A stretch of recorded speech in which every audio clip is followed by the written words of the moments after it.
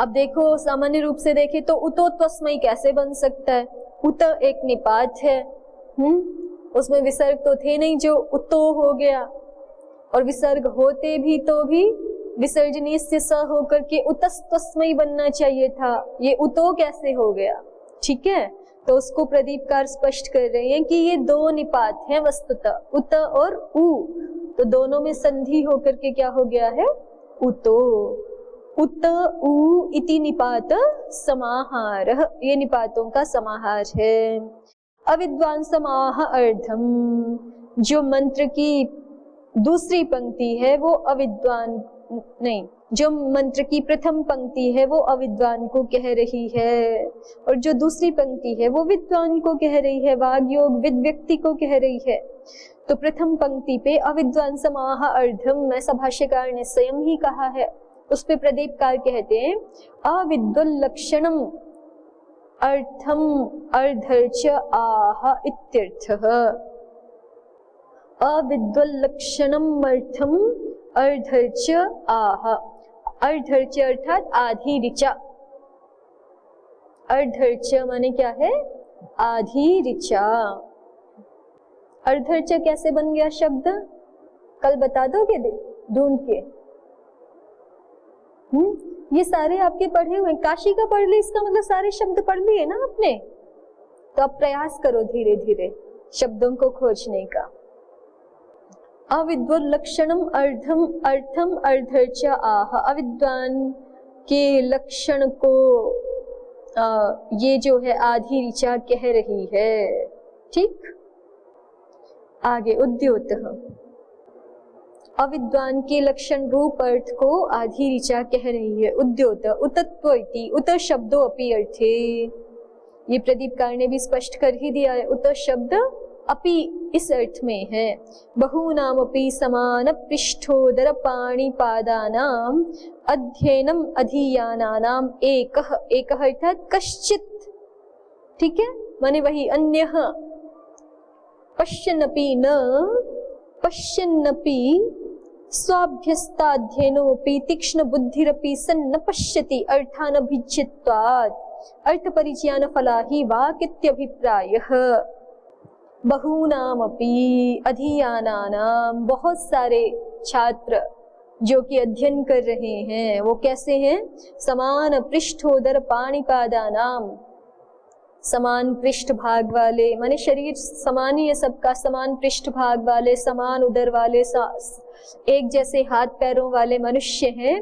और बहूनाम अपि समान पृष्ठोदर पाणिपादानाम अध्ययनम अधियानानाम, एक जैसा वो अध्ययन कर रहे हैं, ठीक है, लेकिन फिर भी एकः कश्चित पश्यन्नपि, उनमें से कोई एक, उनमें से कोई पश्यन्नपि देखते हुए भी, स्वाभ्यस्ताध्ययनपि, पश्यन्नपि मतलब स्वाभ्यस्ताध्ययनपि, सुअभ्यस्त है अध्ययन जिसका, ठीक है, सुअभ्यस्त है, अच्छी प्रकार से अभ्यस्त है अध्ययन जिसका, ऐसा होता हुआ भी एकः, एकः का विशेषण है ना, कश्चिदेकः, कीदृशः कश्चिदेकः?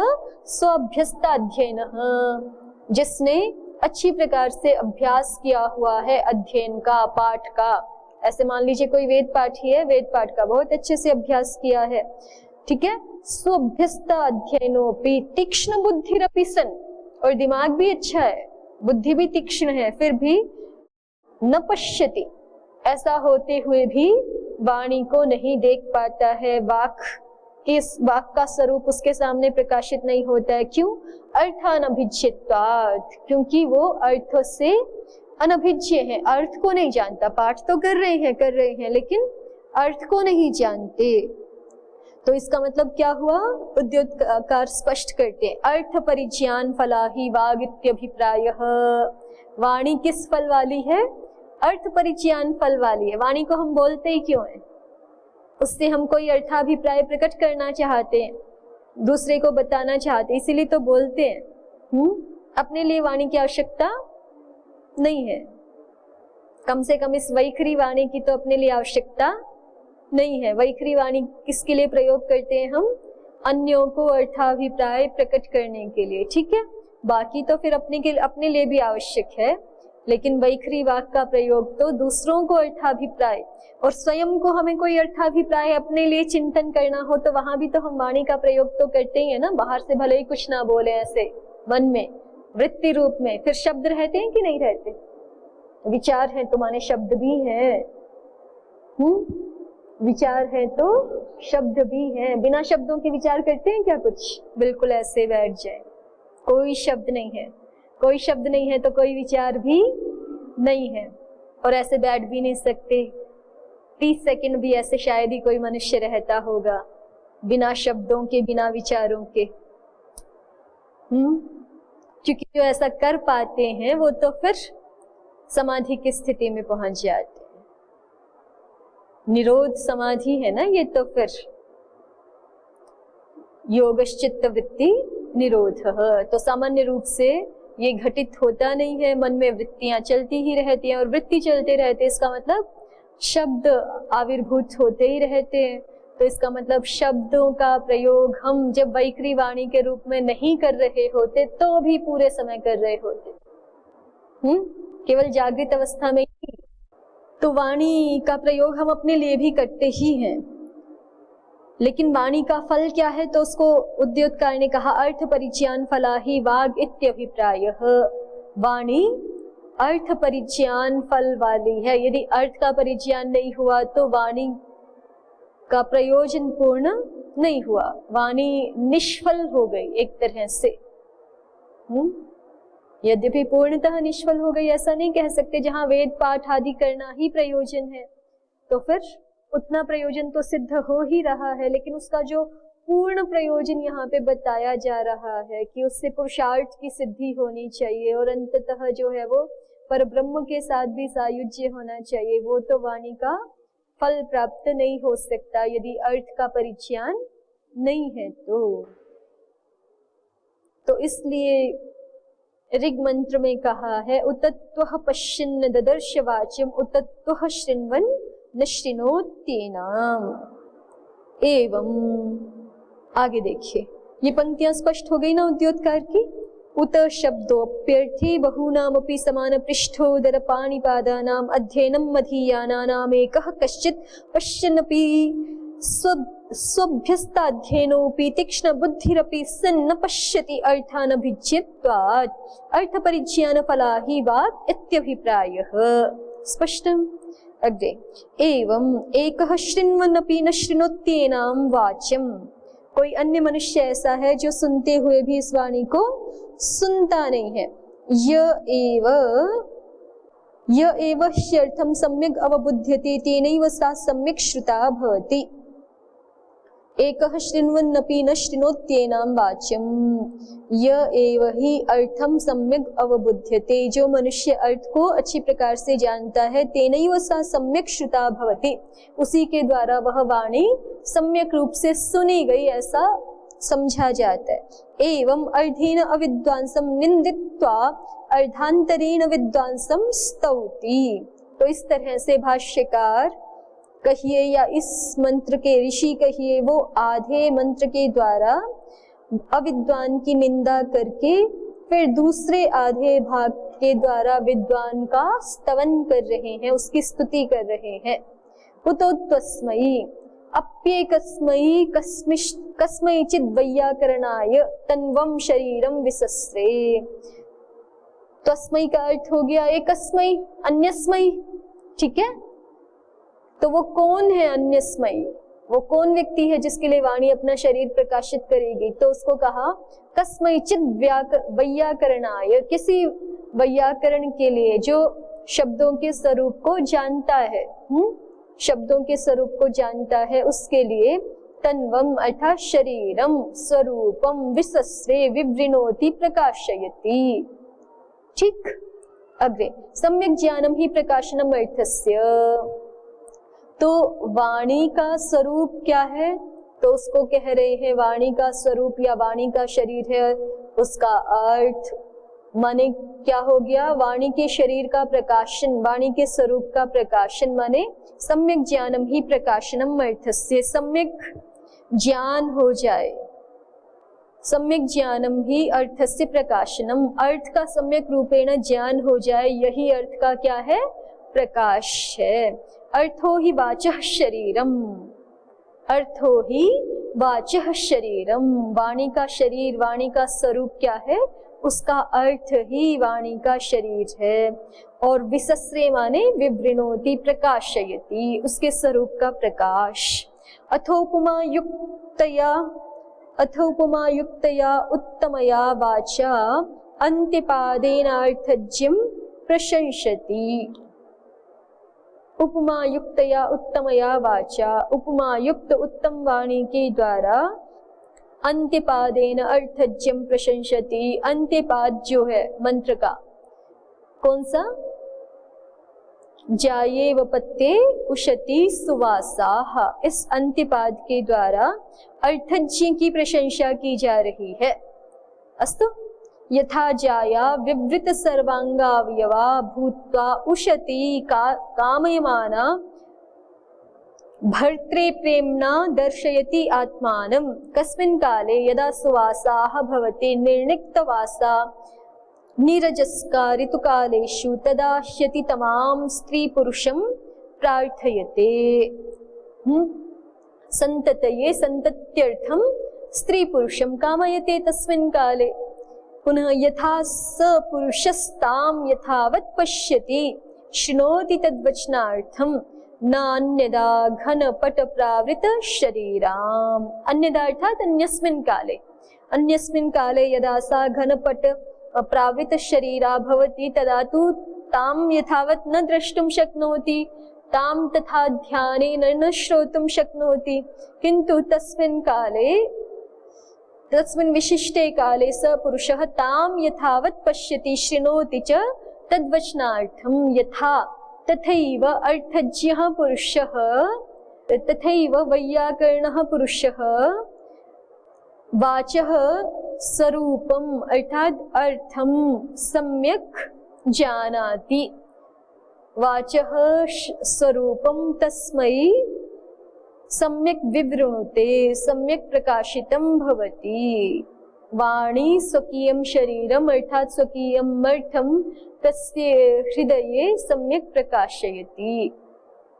अस्तु, अग्रे पश्यन्तु। एवं स एव इनां वाच्यं पदशः प्रकृति प्रत्यय विभागेन विगृह्य अर्थमस्याः पश्यति शृणोति च। स एव, सः कः?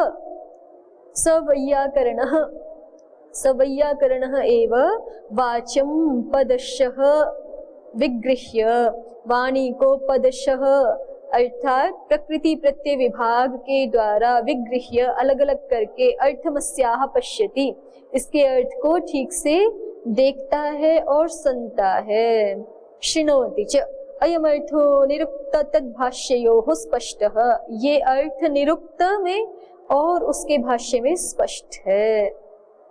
भाष्य वाग्विदे, वाग्विदे एक शब्द यहाँ पे है भाष्य में, कहाँ है वाग्विदे?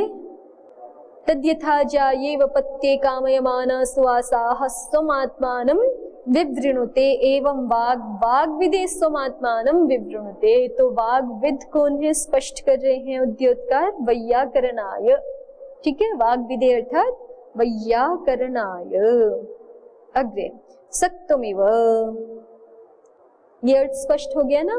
कोई मनुष्य माने जो अवैयाकरण है, जो वाणी को पदशः नहीं जानते हैं, उसके विभागों को, प्रकृति प्रत्यादि विभागों को नहीं जानते हैं, तो वो अर्थज्ञ नहीं होते। तो वो तो वाणी को देखते हुए भी नहीं देखते और वाणी को सुनते हुए भी मानो नहीं सुनते, क्योंकि अर्थ तो प्रकाशित होता ही नहीं, तो उन्होंने देख करके भी नहीं देखा। सुअभ्यस्त होते हुए भी उनके लिए वाणी का स्वरूप प्रकट नहीं है, और सुनते हुए भी कोई अर्थ जान नहीं हो रहा, तो इसलिए सुनते हुए भी वो मानो नहीं सुन रहे हैं। उतो त्वस्मै तन्वं विसस्रे, लेकिन अन्य कुछ ऐसे हैं, अन्य कोई ऐसे हैं, अन्य कोई कौन ऐसे हैं? तो वैयाकरण ऐसे हैं जिनके लिए वाणी स्वयं अपने स्वरूप को प्रकाशित कर देती है, माने स्वयं अपने अर्थ को प्रकाशित कर देती है। शरीरम अर्थात अर्थः, वाणी स्वयं अपने अर्थ को प्रकट कर देती है। दृष्टांत है जाये व पत्य उशति सुवासाः। अग्रे सक्तुमिव, सक्तुमिव तित उना पुनन्तो यत्र धीरा मनसा वाचमकृत अत्रा सखायः सख्यानि जानते भद्रैषां लक्ष्मीर्निहिताधिवाची। भद्रैषां लक्ष्मीर्निहिताधिवाची। सक्तुः,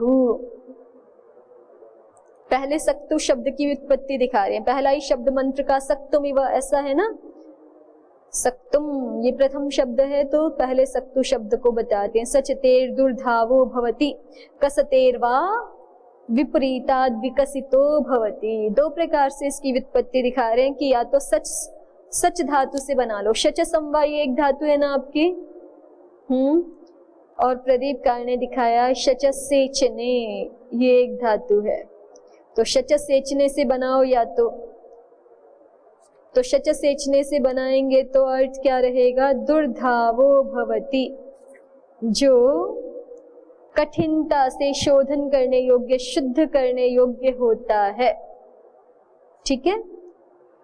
सक्तुः सचतेर दुर्धावो भवति, जिसको पवित्र करना, जिसको शोधन करना, जिसका बड़ा कठिन है।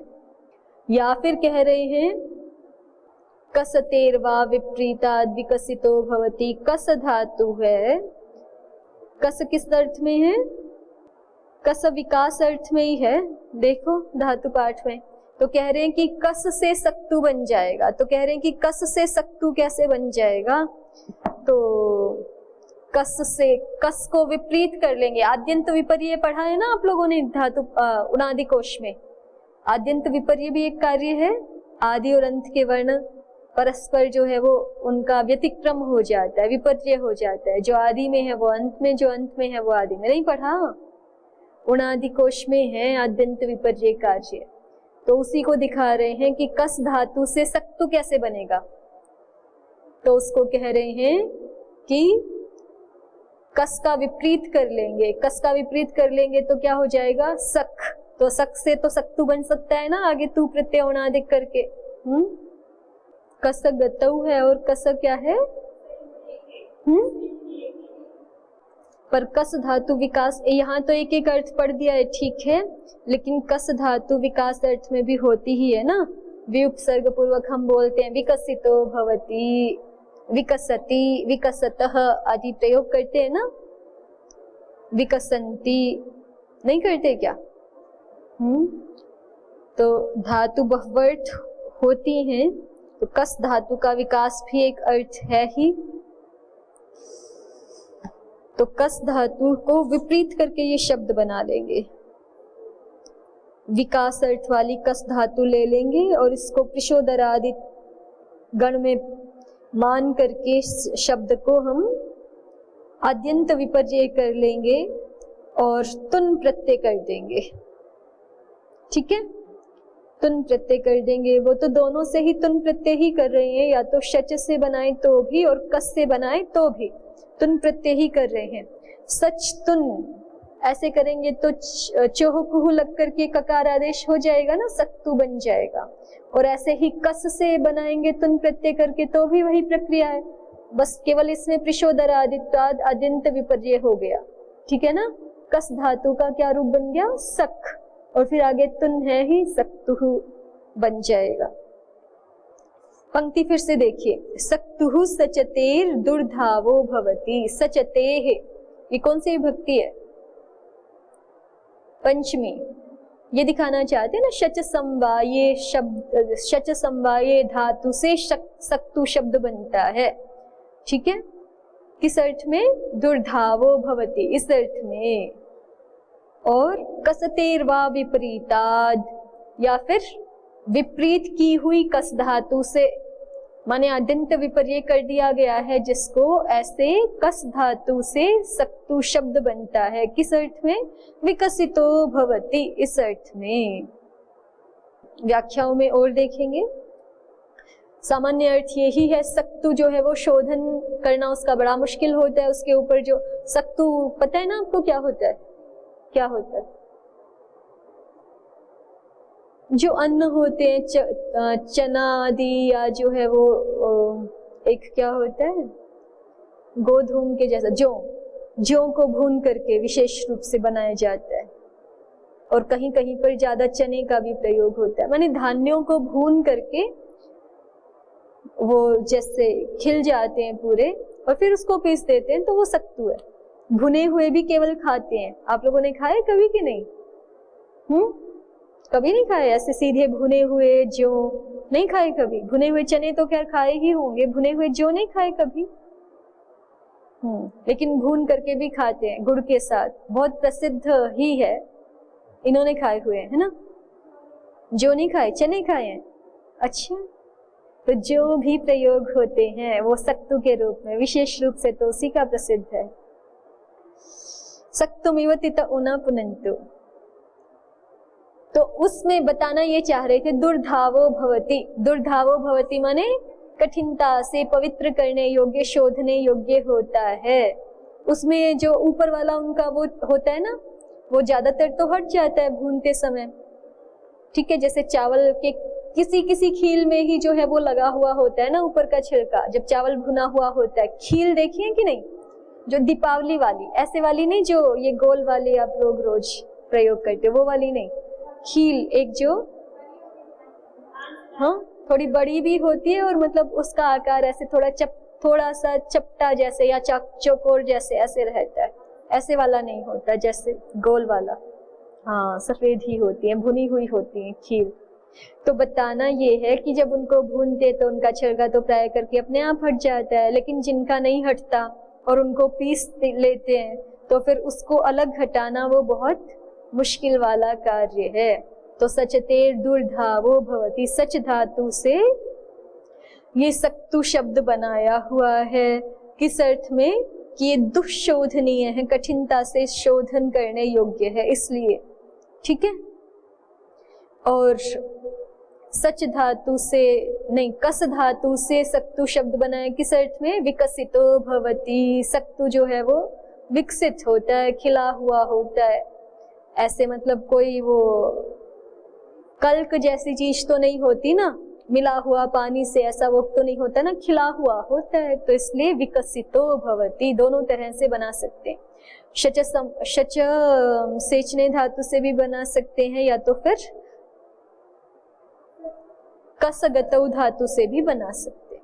तो ये तो सक्तु शब्द की व्युत्पत्ति हुई दो तरह से। सचतेर दुर्धावो भवति, कसतेर वा विपरीतात् विकसितो भवति। आगे देखिए, तितउ, सक्तुमिव तित उना पुनन्तो, ऐसे कहा था ना, तो तितउ शब्द को बता रहे हैं। तितउ परिपवनम भवति। तितउ क्या है? परिपवनम माने चालनी। ठीक है, परिपवनम क्यों कह रहे हैं उसको? परितः पूयते अनेन, उससे हम शुद्ध करते हैं ना किसी भी वस्तु को, तो इसलिए वो परिपवन है, परिपवनम भवति। ततवद्वा तुन्नवद्वा। अब इसकी भी दो प्रकार की व्युत्पत्तियां दिखा दी हैं कि तितौ शब्द हम तत होने के कारण से, माने विस्तृत होने के कारण से भी उसको तितौ नाम दे सकते हैं परिपवन को, या फिर वो उसके छिद्र जो है वो बहुत सारे हैं, अलग अलग विस्तृत हैं, तो इसलिए भी उसको हम तितउ इस नाम से कह सकते हैं। ततवद्वा तुन्नवद्वा। वध अर्थ, वध यहाँ पर जो है वो मतुपर्थ वाला वध है ये। ततवद, ततवद माने विस्तार वाली होने से उसको तितउ ऐसा कहते हैं। या फिर उसके छिद्र, तुन्नानि छिद्राणि यस्य इति कृत्वा तुन्नवद्वा तितउ। अब इस तितउ की सिद्धि तो सीधे सीधे आपके औणादिक सूत्रों में दी हुई है ना? सूत्र याद है? तनोते डऊ संवच्च, प्रसिद्ध सूत्र है ना? तन धातु से, यहाँ पे भी आगे दिखाएंगे ही। तनोतेर डऊहु संवच्च, उद्योतकार दिखा रहे हैं आगे। चलिए वहीं पे हम देखेंगे तितउ की सिद्धि। धीराः ध्यानवन्तः। धीर कौन है? ध्यानवन्तः, जो मनुष्य ध्यान वाले हैं, जिनका ध्यान एकाग्र है वो धीर हैं। क्योंकि जिनका ध्यान एकाग्र नहीं है वो धैर्य भी रख नहीं पाते।